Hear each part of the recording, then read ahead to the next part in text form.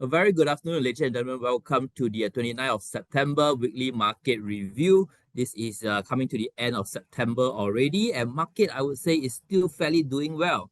And helping us to decipher some of the key developments in the market, as always, is Mr. Gerald Wong. How are you, Gerald? Hi, Sunny. Hi everyone. I am good. So like you mentioned, we are now coming to the end of the September, which is meant to be a seasonally weak month, but still we have seen the US stock markets reaching record highs, following the rate cut that we saw earlier this month. So I'll share some of the updates on the market as well as developments in the Singapore market as well.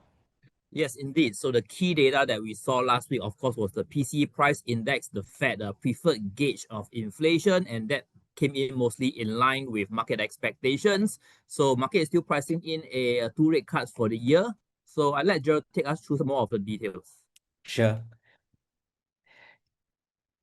Okay, so before we start, just a disclaimer that this sharing is not tailored to your individual objectives and risk appetite and should not be taken to be financial advice. Okay, if you find the weekly market review helpful, do leave us a review on Google. And if you'd like to join SIAS as a member, you can scan this QR code or go to the website sias.org.sg/membership. And as a SIAS member, you can access various online resources as well as investor education programs. Okay, so in the past week, we saw some pullback in the market. The S&P 500 was down by about 0.3%. The STI was down by 0.9%. So not a massive sell down, but just a slight pullback from the recent highs that we saw. And if I were to try to understand what led to some of this weakness, effectively, we have some US Federal Reserve officials who caution that they'll take a more cautious approach to future rate cuts. In particular, we saw Fed Chairman Jerome Powell actually describing the economy to be in a challenging situation due to the weak labor market. He also noted that equity prices are fairly highly valued. So I think those comments were taken by investors who were looking to take some profit as a reason to be doing so. Okay, so despite the comments by the Fed officials, we still see that investors are generally hopeful of still two rate cuts this year. So still close to a 90% probability that we'll see a rate cut in October and 65% probability that we'll see one in December. Okay. Uh, but what we saw for the bond yields would be a slight rebound. So with the comments made by the Fed officials, we see just a slight recovery in the US short-term bond yields. We saw the US one-year government bond yield rebounding from about 3.6% to about 3.67%. And even for Singapore, if you have been following the T-bill auctions, we also saw a slight rebound in the T-bill yield to 1.44%. Actually, the first time that it actually bounced over the past few months. Okay, in terms of the top performers, we have a number of Jardine-related stocks in here. Jardine Matheson up by 2.4%, Jardine Cycle and Carriage up by 0.7%. We also see the property developers continuing to move up due to expectations that the property sector will pick up with the lower interest rates. So City Developments up by 1.5% and UL up by 1.3%. Okay, in terms of the worst performers, we see some profit taking amongst the names that have done very well so far. So Hong Kong Land down by 7.1%, Singtel 3.4%, and even for SGX down by 1.8%. Okay, the name that I wanted to share about today is a name that just got listed last week, Centurion Accommodation REIT. So this is a pure play accommodation REIT in Singapore. And what we see is that it has an initial portfolio of 14 properties. This would be purpose-built workers accommodation, which you might be more familiar to be the worker dorms, and also purpose-built student accommodation, which are accommodation that are used by students. And this purpose-built student accommodation would be in UK as well as in Australia. The initial portfolio value is at about 1.8 billion Singapore dollars. And they have also made a forward purchase agreement for one additional asset in Australia. And with the enlarged portfolio, the total value of these 15 assets will be worth about 2.1 billion. Okay, so just a breakdown of the asset here in terms of the net property income in projection year 2026, about 73% would be the Singapore purpose-built workers accommodation, 15% for the UK purpose-built student accommodation, and 11% for Australia purpose-built student accommodation. In terms of the breakdown of the assets, we see here that effectively most of the assets are freehold or leasehold with more than 30 years. That represents about 86% of the asset base. We have about 5% of the assets with leasehold 25 to 30 years remaining, and about 8.6% of the assets with less than 25 years remaining for their leasehold property. Okay, some of the key portfolio highlights. Generally, we see a high occupancy rate across both the PBWA and PBSA assets. So 97.9% for PBWA and 94.1% for PBSA.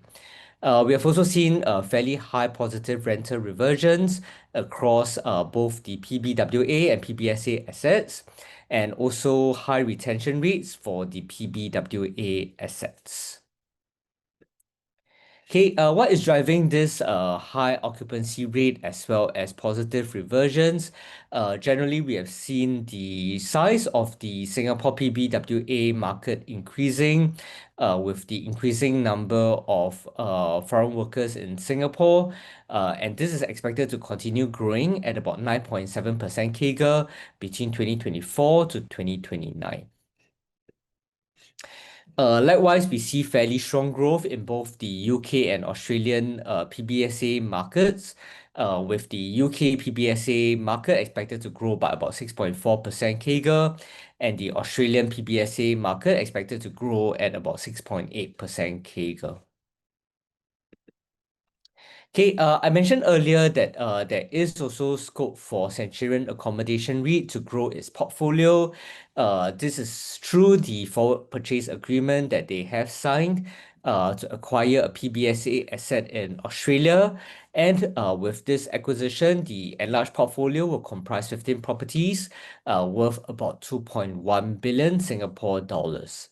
So this property is currently under construction and will only be acquired upon completion, and this is expected sometime in February next year. Okay, so with the acquisition of this asset, we see that about 64% of its portfolio will be in PBWA assets, and 36% of the portfolio will be in PBSA assets based on the agreed property value.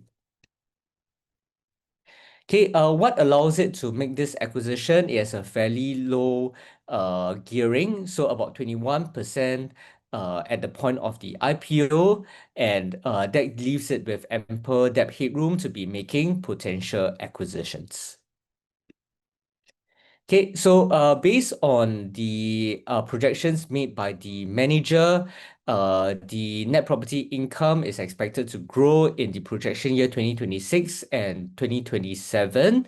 And based on the assumptions that have been made, the distribution yield for the enlarged portfolio is expected to be at 7.5%, based on the IPO price of 88 cents. And that will translate to a 7.5% distribution yield for projection year 2026 and 8.1% distribution yield for projection year 2027. Once again, that is based on the projections that have been made by the manager, as well as the IPO price of 88 cents per unit. So if you're to look at some of the peers that are trading in the market, we have got CapitaLand Escort Trust with a dividend yield of 6.6%, CTL Hospitality Trust, dividend yield 6%, and Far East Hospitality Trust, 7.0% dividend yield. Okay, so that is my sharing on Centurion Accommodation REIT. In terms of some of the key risks to be aware of, I'll be keeping a lookout for the concentrated exposure towards two key assets that make up 26% and 25% of the net property income in the projection year 2027. I shared earlier that most of the portfolio assets would be having land titles which are either freehold or leasehold of more than 30 years. But we still have some assets, including Westlake Toh Guan and Westlake Mandai, which represent 45% of the portfolio value, with a remaining leasehold of about 32 to 33 years. Okay, next, we have the payment of the REIT management fees in units rather than in cash. And subsequently, what we see is that if they were to then choose to pay the management fees in cash rather than in units, that may actually lead to a decline in terms of the distributions. Okay, in terms of what to keep a lookout for this week, we have the listing of a new ETF in Singapore today. We also have the application opening for the Singapore savings bonds. And last but not least, in terms of the economic data points, we have the US non-farm payroll data this Friday. Okay, so with that, I hand over to Sunny, who will share the technical analysis.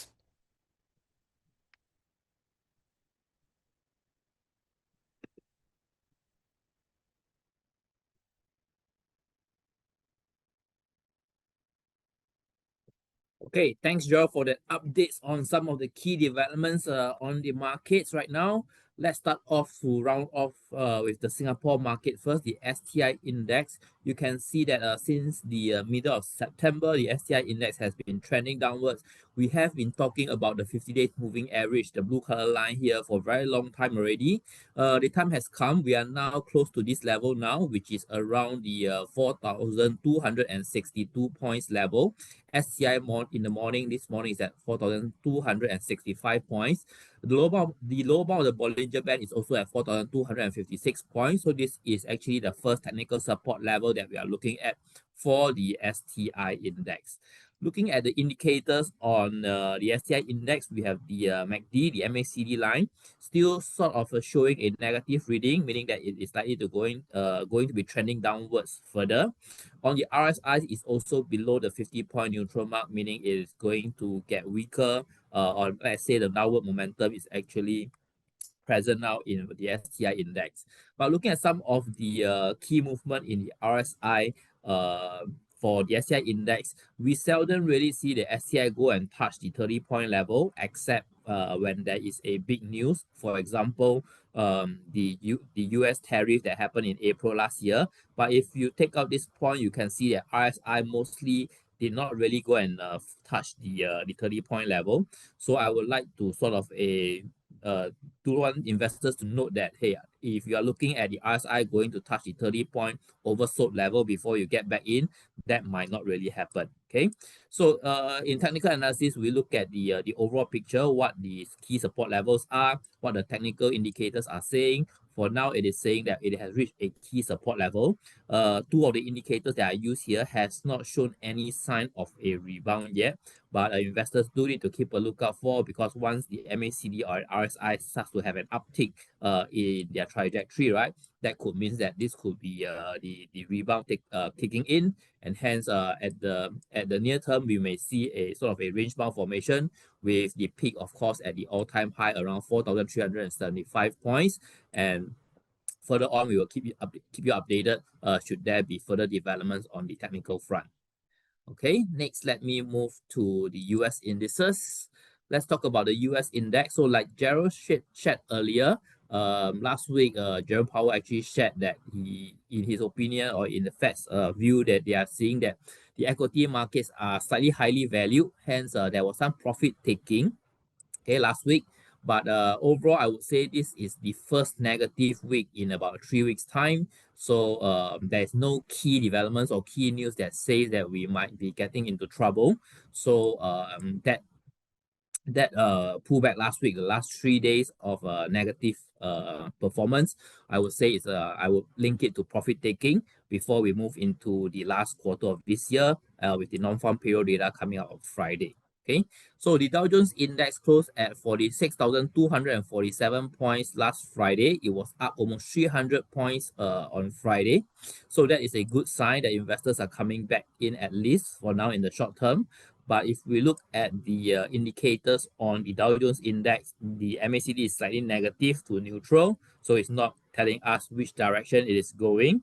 The Dow Jones Index is around the 60-point level. So it is pretty healthy. That means the uptrend momentum is still present, and the uptrend that we have seen in the past few months is still largely intact. And of course, a chance of seeing a new all-time high again. So let me adjust this level to this high that we saw on 23rd of September. That is the Dow Jones Industrial Average high of 46,714 points. And that is, of course, still the target that we are trying to beat now in the near term. Okay, next let's look at the broader index, the S&P 500. Okay, so the S&P 500 hit a new all-time high on 23rd September, Tuesday as well, and the level is 6,699 points, or let's round it off to 6,700 points. That is the key level that we are looking at. Looking at where the S&P 500 now is still above the 20 days moving average. Okay, so we are still riding on the uptrend that we have been seeing earlier. MACD is slightly negative to neutral, so no direction from the MACD. RSI is in the 62-point range, so pretty healthy momentum reading here on the RSI below the 70-point overbought level. So that means there's still some headroom that this rally, this momentum can carry on to touch the 6,700 level again in the near term. Okay, so much of it will lies on the non-farm payroll data that we are seeing this Friday on the 3rd of October. Lastly, let's move to the tech-heavy Nasdaq Composite Index. Same thing, we saw that a negative pullback last week from Tuesday to Thursday. The new all-time high now stands at around 22,801 points. So that was the high that we saw on last Tuesday as well. Last Friday, we managed to have an uptick of about close to 100 points, or 0.44% for the Nasdaq Composite Index. Okay, it's not a support level, but let's say if it goes below the 20 days moving average or the 50 days moving average, of course, that will be another buy opportunity as well. Okay, so MACD is slightly positive, but that momentum has been decreasing past 4 trading sessions. So I think that is saying that the uptrend momentum for the Nasdaq is slowing, especially with some of the big pullbacks in the tech stock.